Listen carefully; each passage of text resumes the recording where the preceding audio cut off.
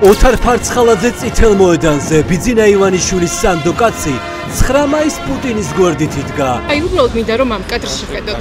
კომენტარს არ ვაკეთებ ფოტოს შესნიშნ. სუსის შეფი დუმს ფოტოებმა ქართული ოცნება გააჩუმა.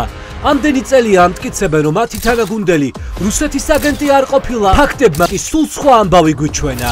გენერალური პროკურორია, რომელიც რუსეთის ჯაშუშობას ოთარ ფარცხალაძე გადიკითხეთ თქვენ კაცო ერაშუაში. რა გეგმით მივყავართ ოცნებას რუსეთისკენ? წითელ მოედანზე ფარცხალაძის გამოჩენამდე მისმა გუნდმა თბილისში ოცნების ღიად პრორუსი მხარდამჭერების შეკრიბა. ისინი ივანიშვილს უქმნიან ალიფს დაიწყოს პირდაპირ მოლაპარაკებები პუტინთან. ჩვენ უნდა მივცეთ მანდატი ხელისუფლებას, დაიწყოს დიალოგი მოსკოვში. კალაძისიძე, ოცნების დეპუტატის მამა, კობახიძის მაქებარი ადამიანები აანონსებენ რომ ხალხის ათასობით ხელმოწერას დადებენ, რათა ქართულმა ოცნებამ რუსეთთან ოფიციალური მოლაპარაკებები გახსნას.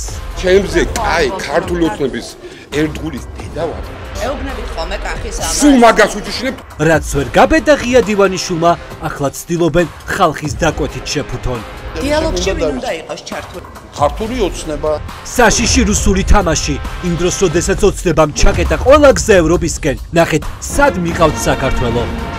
აბულაძე თქვენი ენით მეტყველებს, როდესაც საუბრობს, რომ რუსეთთან ურთიერთობები უნდა აღადგინოს. არ გესმით ბატონო კაფე რო გეკითხებით? გინდა რა ნატოში რატომ შეამცირეთ იმის წარმომადგენლობაში არ უნდა გყავდეს თან. ქართული ოცნების რეჟიმი ნატოში საქართველოს საელჩოს თანამშრომელთა რაოდენობას ამცირებს. რატომ ამცირებს მითხარით? იგივე ამოცანების შესრულება შეიძლება უფრო ეფექტიანად. შტატებს აუქმებენ ამერიკაში, საქართველოს საელჩოში, გერმანიაში, ესპანეთში, მოლდოვასა და პოლონეთში. ბატონო მიხეილ, ერთი კითხვა მინდა დაგისვაც. ქვეყნების სადაც ახლა დიპლომატებს უნდა ამატებდნენ, რომ მხარდაჭერა მოიპოვონ, რეჟიმისათვის პრიორიტეტი აღარ არის. 120 ადამიანს უშვებს მაკა ბოჭორიშვილი, იცით ამის შესახებ? რეორგანიზაცია თუ რეპრესიები, რეჟიმმა საქართველოს ევროპული არჩევანის მხარდამჭერ პეტიციაზე ხელმომწერი დიპლომატების დასჯა, როგორც ჩანს სპეციალური სქემით გადაწყვიტა. გაშალე ის დოკუმენტი რაც გაქვს ხელში. გაშალე. საშტატო ნუსხა? კი, გაშალე, ხო გაქვს. ბოჭორიშვილი პანიკაშია. დაანონსებული წმენდის დამადასტურებელი დოკუმენტები შაბათის ეთერმა მოიპოვა. აი ეგ დანაშაულია ვაფშე. რა არის? აი ეგ დანაშაულია. ხო, რაც არის, ეგ დანაშაულია. ხალხი ვინც დიპლომატიურ სამსახურში მუშაობას წლების შეალია, სახლში გაშვებას ელოდება. გაშვებული ხართ თქვენს? მაგრამ ელოდებით. პროცესია. ჩვენი ხელმძღვანელობასთან უკვე ქონდა შეხვედრა. ვაპირებ ყველა იმ ზომის მიღებას, რომელიც იქნება სამართლებრივ და პოლიტიკურადაც გამართლებრივ. საფრთხეს ვერ გრძნობენ ტიკტოკერი დიპლომატები, ვინც საელჩოდან ცნობილი ბრენდების სამოსის unboxing-ის ვიდეო დღიურების ჩაწერით არის დაკავებული. ესეც ჩემი სამუშაო სივრცე. უცებ პატარა unboxing-იც გავაკეთოთ.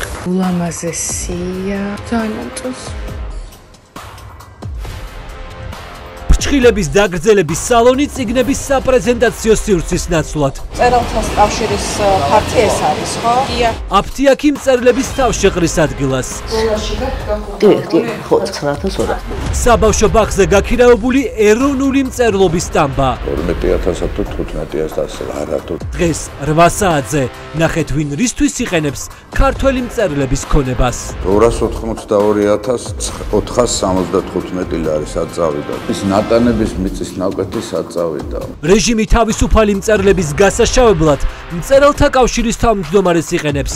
ამ დროს კი კითხვაც კი არ უჩნდება, სად წაიღო მაყვალა გონაშვილმა მწერლების დიდძალი ქონება.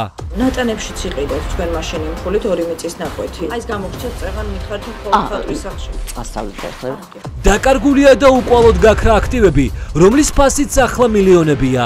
თავისუფლების მოედანზე ფართი მწერლებს ჩალის ფასად გაუყიდეს. გაასხვისეს მერანი რუსთაველზე, გაქრა რესტორანი აფხაზეთი მწვანე კონცხზე. ჩემალთა კავშირიდან ვიყიდეთ, ხო? იძებნება და ვერ ვპოულობთ მწერლების აქტივებს დიდუბეში. კიდევ შეიძინეთ ბინა. კი. მართლა არ მახსოვს თუ ეხლა უცდავი. მწერლების ქონების შემცირების პარალელურად იზრდება კავშირის თავმჯდომარის მაყვალა გონაშვილის აქტივები. ფასი მილიონზე მეტია. გონაშვილი ვერ გვისაბუთებს რა ფულით იყიდა ამდენი ქონება. ის გაყიდული 200.000 მაგდრიდან დაჭირდა ჩემს სხვადასხვა ფულების ყიდვას თქვა ზღვაზე. ეძებენ ფიროსმანის სტილოს. აქ მარტო იმაზე არ იყო თანხებზე, აქ ფიროსმანის ნახატებზე და ბევრ სხვა რაღაც ნივთებზეა ლაპარაკი. და ძალით მიატანინეს სახლში წაღებული გუდიაშვილის ნახატი. კითხეთ რომ მაგრამ ამდენი ხანისად იყო სახლში წავიღე რომ გადამერჩინა. დღეს 8 საათზე გიყვებით მწერლების განიავებულ ქონებაზე.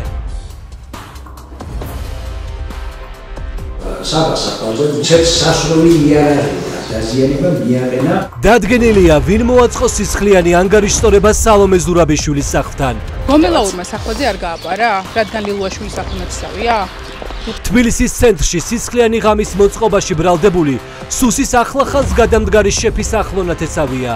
გრიგოლ ლილუაშვილის მამიდი საცხოვრებელ სახლს პოლიცია ყოველდღე ამოწმებს. დაიხმარეთ თუ არა ქვეყნიდან გაქცევაში, ეს მაინტერესებს. გაქცევაში დავეხმარეთ, ანუ დანაშაული ჩავიდინე? 23 წლის საბა სახვაძე, რომელსაც პროკურატურა ორი კაცის დაჭრას და უმისამართო სროლას ედავება, პოლიციას გაექცა და ერთი კვირაა ვერსად პოულობენ. და რატო ვერ დადგინდა ამდენი დღის განმავლობაში სად იმყოფება ლილუაშვილის ახლონათესავი? დაჭრილები ამერიკულ ჰოსპიტალში გადაიყვანეს. შაბათის გუნდმა ყველა დეტალი დაადგინა.